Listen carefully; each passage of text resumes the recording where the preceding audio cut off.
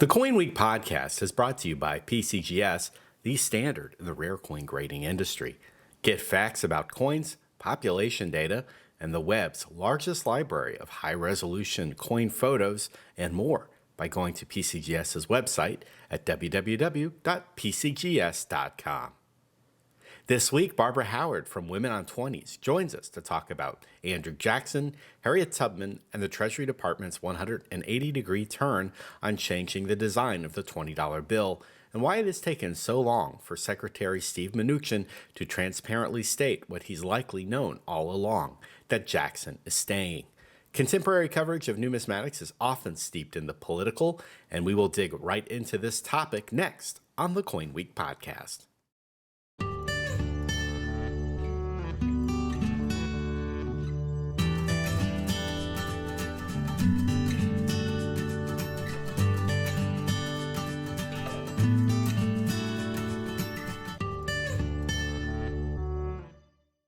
Hi, Barbara. Thanks for joining me again on the CoinWeek Podcast. Thanks, Charles, for having me. It's a pleasure to get back with you. So I'm very excited, and I know you are too. We're just 1 year away from using our very first Tubman notes, right? Well, we were very close, right? And it seems to be getting ever further away from us, more than another 10 years, about another 10 years at the last report from the Secretary of the Treasury last week. Yeah, it's interesting. November 2016 was an inflection point in modern American history. The incoming administration had beliefs and policy objectives that were polar opposites of those that the outgoing administration had. I think there's no denying that. And just to let you know, some of the folks listening to the CoinWeek podcast today voted for that change, while others may have seen that outcome as being startling or probably even troubling to their values. I remember that night quite clearly, the night of the election. I was driving up to Philadelphia to pay a visit to the United States Mint for the ceremonial striking of the Lions Club dollar. On that drive, I had quite a bit of time to think and reflect on this history-making moment. And the first thing that came to my mind as a numismatist was what was to become of the Harriet Tubman $20 bill redesign. I was certain, given the president-elect's rhetoric on the campaign trail and comments that he and other Republican candidates made during the debates, that the incoming administration might reverse course on Secretary Liu's decision to make a change to the design of the 20 and the 10 and the 5, and that we would probably not see Harriet Tubman on a U.S. currency note, at least not while President Trump was in office. I talked to my colleagues at CoinWeek about my feelings and how we might approach this subject, and I think they felt that it might be unfair to speculate on the fate of the redesign because the new administration had not yet taken office. And it would be better to cover the issue if something happened and just assume that things are staying the course unless we found out otherwise. Still, I feel like I'm pretty good at reading tea leaves, and I saw the president's publicly stated fondness for Andrew Jackson. Jackson had only really become a subject of public discussion recently due to your group's wildly successful viral media campaign to displace him from the note. And I think also there is some corollary to the movement that's taken place in the last few years to remove Confederate statues. There's sort of been a balking at what some people feel is a revision and other people feel is a reckoning about American history. One of Mr. Trump's first steps after the election was to visit Jackson's Hermitage in Tennessee. He later installed a portrait of Jackson in the Oval Office in a prominent location. And his longtime friend and advisor, former New York City Mayor Rudy Giuliani, made remarks comparing the president-elect favorably to Andrew Jackson in a television interview. And in May of 2017, Mr. Trump came on SiriusXM's POTUS channel and made numerous remarks about his admiration of Old Hickory. And so on election night, and thinking about the Tubman note, I thought, well, here we go. The culture war again, only this time the battle will be about maintaining the status quo and mounting a resistance to changing or updating the symbols of American identity on the $20 bill. Congress has tried to get a straight answer from Treasury, of course, about the redesign, especially Democratic lawmakers. And the closest that I think we've come to getting that answer came a few short weeks ago when Secretary Steve Mnuchin gave his most direct remarks to date when speaking in front of the House Financial Services Committee, where he told Representative Ayanna Pressley that work on the $20 bill had been pushed to 2028.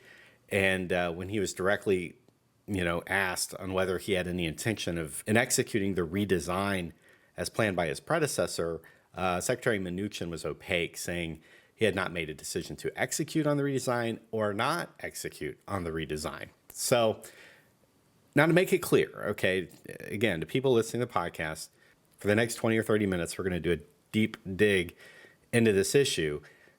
When Secretary Lew issued an open letter to the American people on April 20, 2016, he announced that he had ordered the Treasury to redesign the 20, the 10, and the 5. This was not a statement of, hey, we're going to look into it and see what we can do, or we're considering changing it. Lew's statement was actually, I have made this decision. We are redesigning the notes. Work to put this policy into effect is now in motion. We are doing this. So that was what Lew did. The Treasury Secretary has the power to make this decision. A lot of people don't realize this. It was his decision to make. If we're going to redesign the notes, the Secretary of the Treasury can do this. Had this been an issue of coin design, however, it would have fallen onto Congress to make the decision, but this was not a coin. And even when Congress puts coin legislation into effect, they leave it up to the Secretary of the Treasury to approve the designs. But again, not a coin, Federal Reserve note, Secretary of Treasury's 100% his decision made. And so here we are, and that decision's been made, and it was a requirement for the BEP to carry this out, and it was put into writing, and it was signed. And this policy has been rescinded by Treasury Secretary Mnuchin. He would have been the only individual with the authority in Treasury to do that. It is a reversal of the previous instruction. And I argue that since we believe that the work on the note redesign stopped in 2017, based on information that I have, that the suspension of the project had to follow a written order by the Secretary. And I argue that since we believe that the work on the note redesign stopped in 2017, and this is based on some information that I have, that the suspension of this project would have had a paper trail leading back to the Secretary. Because when a new administration comes into power, the career officials and workers at the various departments of the government do not stop what they're doing looking for policy instruction from the incoming administration. There is continuity until that instruction comes. And I argue that it is Mnuchin's right to stop the process. He can make that call.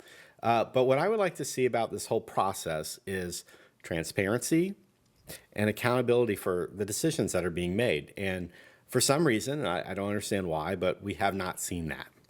So, Barbara, you were heavily involved in the conversation to get the Treasury to consider changing the designs of the notes, and seeing how things have developed in the course of the past 2 years. I just wanted to have you on and get your thoughts about it and see if you know anything that we don't.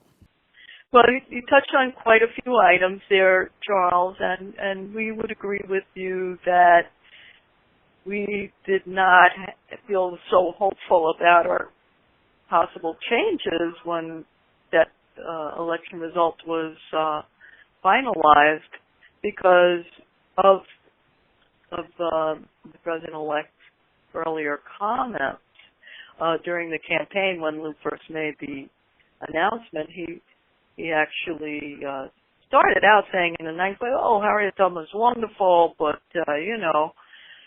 Jackson's been on there a long time, and to change it, that's just political correctness." So he ramped it up. He was kind of almost getting heated and angry about it when he was talking.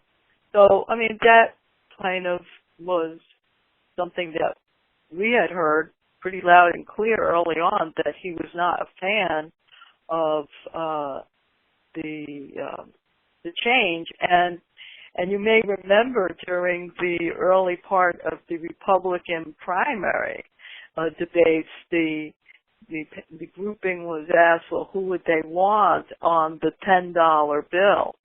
And, you know, most of them fumbled. I think Jeb Bush said Margaret Thatcher, and most of them said their mother.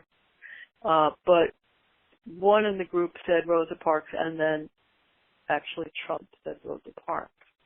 So that was an interesting thing. He had a more intelligible response than just like your mother or something, or, you know, some half remark. When we presented to the Treasury that we are women on 20s, not women on 10s, and they announced at the moment that we came to them that they wanted to have a woman on the 10, and that's what they were going to roll with. They were going to basically take a page out of our playbook and went public and asked people to write in who they wanted. And it wasn't going to be a tally vote. It was just going to be a sense of what it was. But during the course of that whole campaign, yes, they didn't really think about this as good marketeers, that a month after they make the announcement, this wildly popular Broadway play hits, and everybody just loves Hamilton, the immigrant that can make things happen, the father, you know, on our $10 bill. And so they ran smack into that. And interestingly, the Obamas and the Lou families, they went to see that play quite a few times. And and Lou had said that, look, he in his heart was always a Hamilton fan, that he had a picture of Hamilton in his office. So he was always a fan of Hamilton and was not a fan of having him replaced. But being that was the next bill to be remade, you know, to have a makeover, the Treasurer of the United States at the time was lobbying for, she said since Tim Geithner's time, to have Susan B. Anthony on the $10 bill. So that was going to be a tops-down process.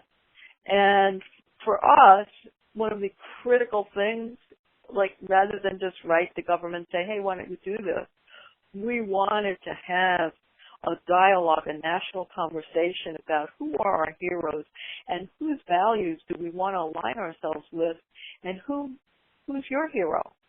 So, and who's your woman hero? Because, you know, women are going to have the right to vote as per the Constitution now in 2020 for 100 years, and it's time to recognize the contributions of women to our society and to celebrate the beginning of women being able to participate in the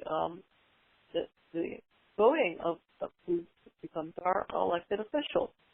Of course, not all women gain the right. They may have by law gained the right, but not all women were actually given the privilege with all of the Jim Crow and other obstacles of voting for people of color and voter suppression and changes in poll taxes and a variety of ways to keep people from voting. But by law, in 1920, it became that women could finally vote after 300 years of not participating in our government, but being taxed, and women finally prevailed in having that right given to them. And it cannot be overlooked at how important that was. And so those two things, changing the $20 bill, the most widely used bill in the United States and around the world, saved the $100 bill, the bill that comes out of our ATMs, the reward, the feeling that women could finally have to see someone of their own gender being represented would speak volumes. So we wanted the $20 bill. We're not, you know, they wanted to do the $10 bill too. that would be fine with us. We suggested to them a vignette because we realized during our campaign that the vote for suffragists was split. It would be very hard to pick just one suffragist. The suffragist movement was built on the backs of many women, and not just one single or two single people. So we suggested a vignette.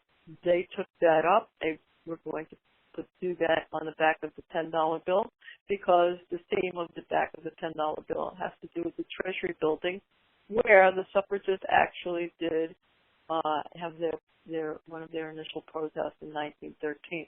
So it felt like that was a great tie-in.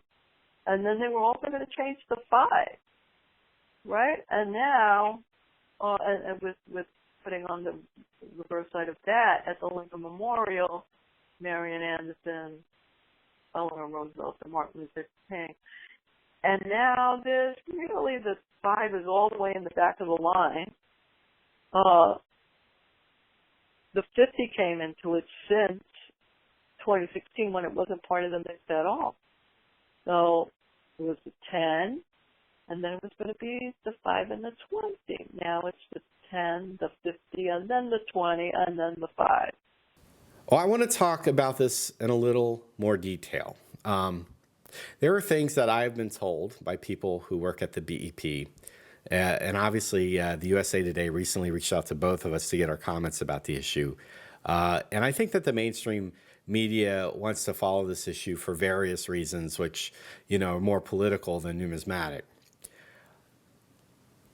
But I think what your movement did in opening a dialogue about the place of Jackson on our money, and your call to put the portrait of an important American woman on the $20 bill in 2020 to mark the centennial of the ratification of the 19th Amendment, is poetic in a way. Again, the movement was around replacing Jackson with a portrait of a woman, not an African American woman or a Native American woman, but an American woman. First Lady Eleanor Roosevelt, I will remind people, was a finalist. But ultimately, the voters who participated in your survey voted for Harriet Tubman. And so this was a symbolic victory. The Treasury had no requirement to act on your initiative, but obviously your campaign had a direct impact on Lou's decision-making.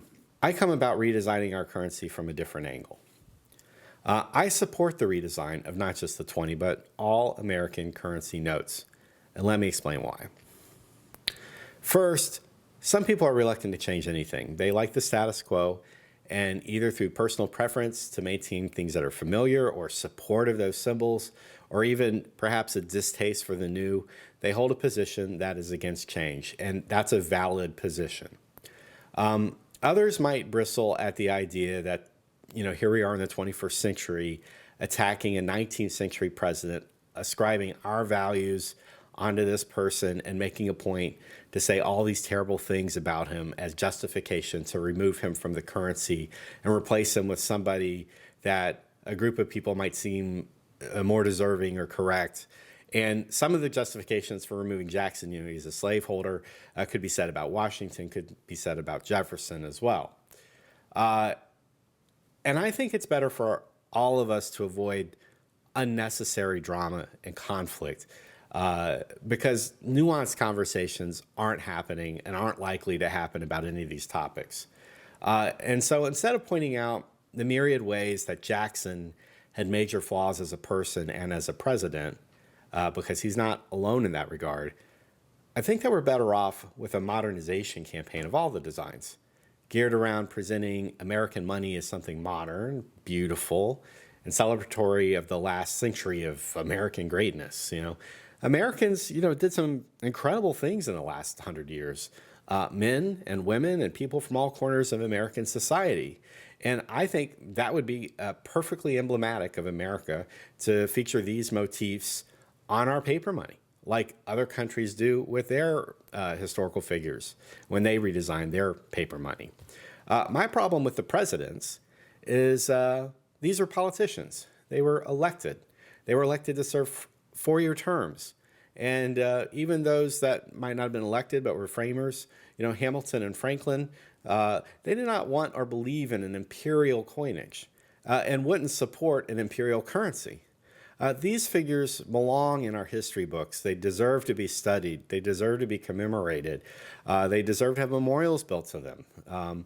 But it's an affront, I think, to Americans of today to be told that what you do in this country does not matter and will never matter as much as the achievements these people made. And to be told you're stuck with them forever because political correctness dictates that you never raise any objection to the permanence of art bearing the likeness of presidents whose relevance to everyday Americans today rests almost solely on the fact that their pictures are stamped on our money.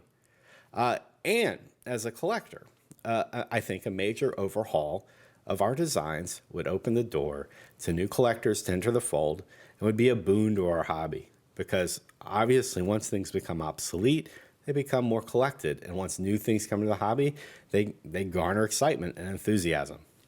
So I also called Lou's announcement to put a woman on the 10s and only later to change course and announce that it was the 20 was a pandering. And what I meant by this was that I felt that his sudden change of course, which I believe is due to an outcry over Hamilton being removed due to his musical, and then immediately shift gears to the 20, when we all know how slow the Treasury usually is in making these decisions. I felt that was pandering. I felt he didn't have the core of his conviction, and when he made the announcement, or his initial announcement was incomplete, and he didn't fully elaborate on what his plans were. I don't think that he changed course so quickly. In fact, I was very pleased with the intention and the diligence that he put into the process to listen to America. For the first time now, there was widespread input into what we wanted our currency to look like. And I have to commend the Secretary for having that vision and saying, look, we can change, rebuild. We can modernize it in that way. So that was going to be a pretty big, sweeping change, a set of changes to really reflect a little bit more on women's history and civil rights at the same time, and very important. So at the same time, I wouldn't disagree with the Treasury that one of the key aspects of the design or the success of our notes is the recognizability of them around the world. Everybody knows them as Ben's and George's, and they're very recognizable, highly recognized. To have a multitude of different bases or constant changes could disrupt the power of our currency, 2/3 of which is used outside the country. And some countries, as you know, are dollarized. So I understand the importance of having some kind of standard bearing image, and that image has to really be more in line with where our values are. And when you talk about Harriet Tubman and her being a freedom fighter, someone who felt she would do anything for liberty. If she, there was two things she could have, liberty or death. If she couldn't have the one, she'd have the other. So liberty being so fundamental to our core beliefs. Whereas with Jackson, his beliefs were about slave trading, that was something that we could go along with, that was a good thing to have, and to have the genocide of Native Americans and relocate them. That's not controversial. That's wrong. He went in the face of Congress. He didn't want to reauthorize the bank and almost threw the country into a depression after his terms were over. So he caused a lot of damage, and we have to recognize how we got to this place today, how we got so polarized, how we have such deep-rooted racism in our country, and that's really where we are at, and that we have to evolve from that. So I think rather than just being kind of, let's just have a nice together party. That's not going to work until we have a truth and reconciliation about how we got here. Once you know that the truth of an Andrew Jackson, yes, there were all slave owners, and that was part of it. But that doesn't make it right. But being a slave trader really distinguishes Jackson from the rest of the group. I think it's also worth pointing out that Harriet Tubman was a gun-toting Republican. She's a gun-toting Republican. She's a faithful person, someone who is deeply religious and guided by faith. She was a suffragist. She was the first woman to lead a military expedition to Combahee ferry raid, freeing 800 slaves and recruiting for the Union Army. She had to fight for her pension, and instead of getting $25, by the way, she got $20 a month. So who deserves to be on a $20 bill more than Harriet Tubman? I don't know. But she certainly saved our country and brought it together then, and my hope is that she can do this again. And I want people listening to this to keep in mind again, this is a numismatic topic. And people of all political persuasions are going to listen to this podcast, and they're probably as tired as anyone to have to listen to politics all the time. But talking about Harriet Tubman. I mean, during her life, after the Civil War, she was celebrated by her contemporaries. Upon news of her death, she was commemorated. So this is not some fringe, minor historical person that was dug up from the annals in order to give some academic from UC Berkeley a cause de célèbre. The pension that Barbara is talking about only happened because Congress recognized the importance of her role during the Civil War and voted to give Harriet Tubman that pension in 1898. They recognized her contributions to the war and to the country, and that was a special concession that they voted on to give her that $20 a month pension. I think many of the reasons that people, want to support keeping Jackson today on the note are, they're well-intentioned, but I think sometimes they're misguided. And I think it's unfortunate that people only want to see what they choose to see when they look at American history. But I'm not going to try to relitigate history during, our conversation. On the topic of the proposed Tubman note, I was told by a BEP employee, someone with direct knowledge of the situation, that all work on that project had been shelved and that the reorganization of which notes would be updated was done at the behest of the Treasury in order to kick the $20 redesign down the road. So if a decision was going to be made to take it up again, it wouldn't be until after the end of the potential second term of the Trump presidency. So if the issue is going to be revisited, it'll have to be by another administration in the future. It was always going to be down the road. That we're going to reveal the design in 2020 and then have it not go into circulation until around 2026. Because that's just how damn slow they are. They're like insanely slow. Other currencies, within a year or 2 years, they're able to turn around their currency. We are not. There's all kinds of claims. Well, our currency is much more fragile. People want to counterfeit our money. They don't want to counterfeit but there are measures of other countries and how much they are counterfeited, and it's much lower. And the reason we're changing the 10, by the way, is not because the volume is higher or the value is higher. No, it's because the percentage relative to the number of bills in circulation is higher, which isn't a very good measure. It's like a very antiquated kind of measure. The $10 bill was redesigned in 2006. The 20 was redesigned in 2003. And the 50 was in 2009. So why are they moving the way they're moving? It's informed by this ACD group, the Interagency Anti-Counterfeiting Deterrence Group, made of Secret Service and the FRB and BEP and the Treasury and banks, by the way. Do you have any contacts with current officials or staff at the Treasury It sounds like you did when Secretary Liu was in office. Most of those people left. You may recall that the treasurer, Rosie Rios, left before the end of her term. Secretary Liu, we haven't spoken with him. Well, he was really moving along with the design. And all the people that were on staff, most of those people left.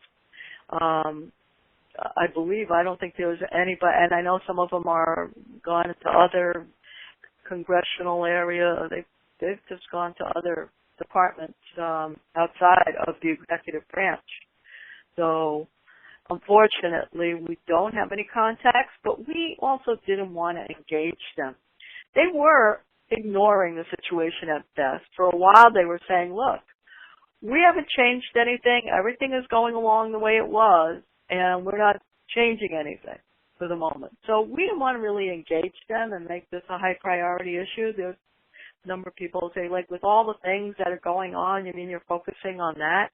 And it's just one piece of a big puzzle. So we haven't had any contact, but except for the fact that we knew that the design usually in the past had not preceded the development of the security features. The security features would always come first, and then they would do the design. And where they could fit the image of the person who was representing the bill. I talked to one of the designers of the $100 bill. He's a veteran of the department for over 20 years. They have an apprenticeship program, and, they learn how to do all the fonts and all the lettering and keep everything very uniform for, again, that reason of maintaining the recognizability of U.S. currency. And, once the security features were in place and where that blue ribbon was actually going to be, that made room for where Benjamin Franklin's face was going to be. And I asked him, I said, how come this bill took like 15 years? It's like 13 or 14 years for the actual money to be finalized, and then the FRB orders the money, and that's like a year or two process alone in that, from when they say, okay, give us, a bazillion new $100 bills. Well, that order is FRB is really the customer who's saying, print this much, print that much, do this, do that. That's a couple of year process right there. So that's why they would say the design is 1 year, and then the actual the circulation is some other time. Because the FRB has to weigh in on how many bills need to be printed at that point in time. The design you had in the past always come after. And what Secretary Liu was going for was, let's do the design first. They picked the portrait for Harriet Tubman. They picked portraits for the vignette. They picked portraits for everything. And the theme was picked. They have like these themes of democracy and various themes. So they picked their theme for the new series of bills. They picked the design, the way the imagery would be, and then they wanted to insert the security features. Did you get to see the portraits and themes? There's a widely circulated image of Liu showing off an engraving at Tubman. But did the Treasury give you any opportunities to see the portraits or the themes that they had designed for these notes? See it. I didn't see it. I know other people who did get to see it, and it's an image that hadn't been seen before. Not the one that now has been displayed at the National Museum of African American History and Culture, which was a rare photo that got found after the announcement. Interestingly, somebody had an album that they had been holding on to, and like you said, what makes something collectible? That was that album went for $165,000. It gets a pretty high value just to say what people would want to pay, for this treasure.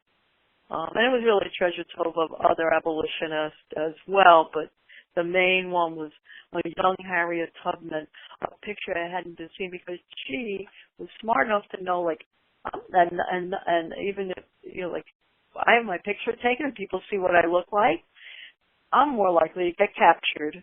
There's a big bounty on my head, so I'm going to refrain from having my picture taken or circulated around because she used to dress up like a man, or she would pretend to read a newspaper in the train just to throw people off. Like, she protected her identity in a way that people today can't even figure out how to do.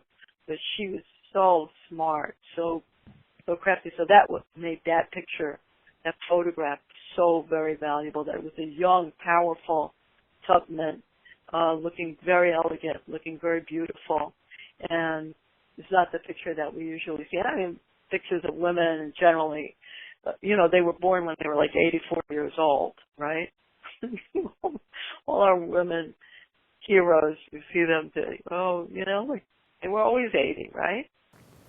So what's your plan going forward, Barbara? Obviously, I don't think you're going to have a receptive Department of the Treasury now, but, that could change. They could change course. I think, and it will change. I think that our plan is what it was actually after the announcement was and since the election was to celebrate all things Tubman.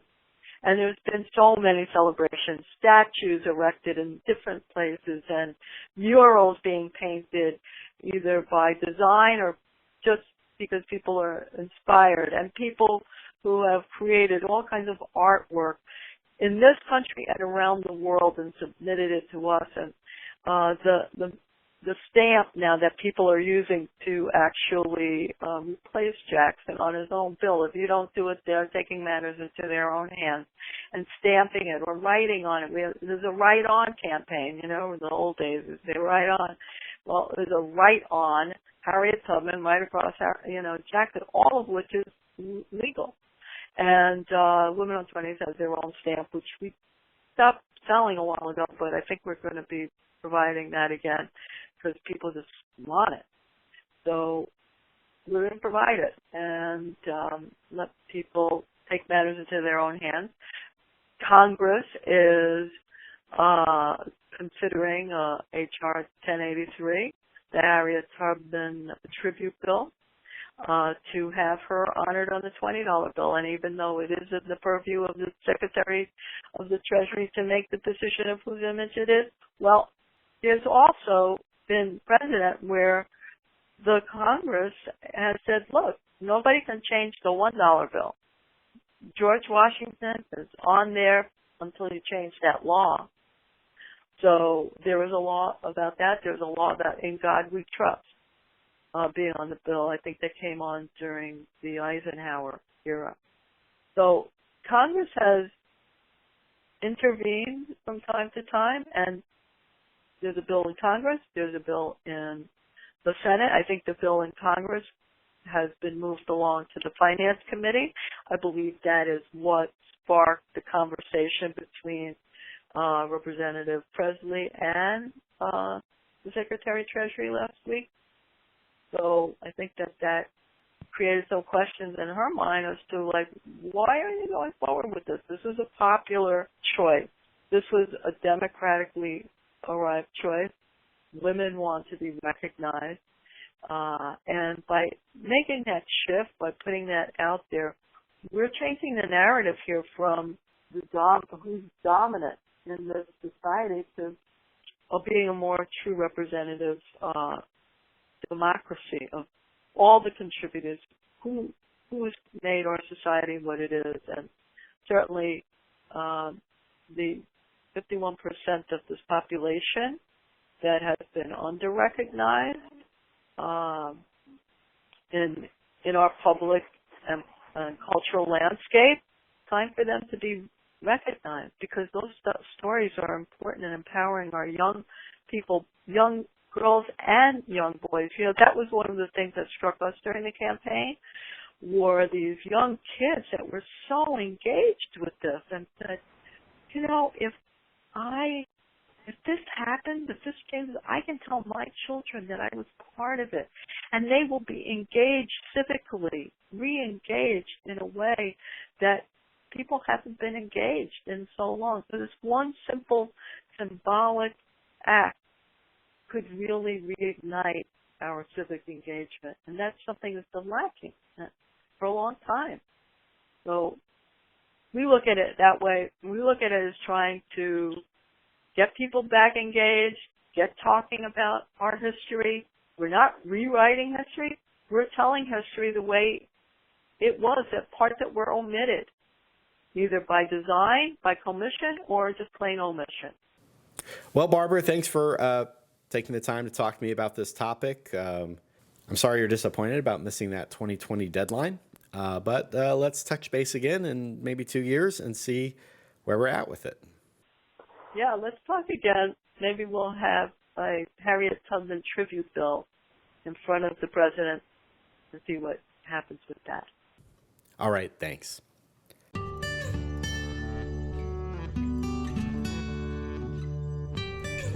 If you like this podcast, please share it with your friends. And remember, you can download every episode of the CoinWeek Podcast for free from the iTunes Store or stream it online on our YouTube channel. For CoinWeek, I'm editor Charles Morgan. Until next time, happy collecting.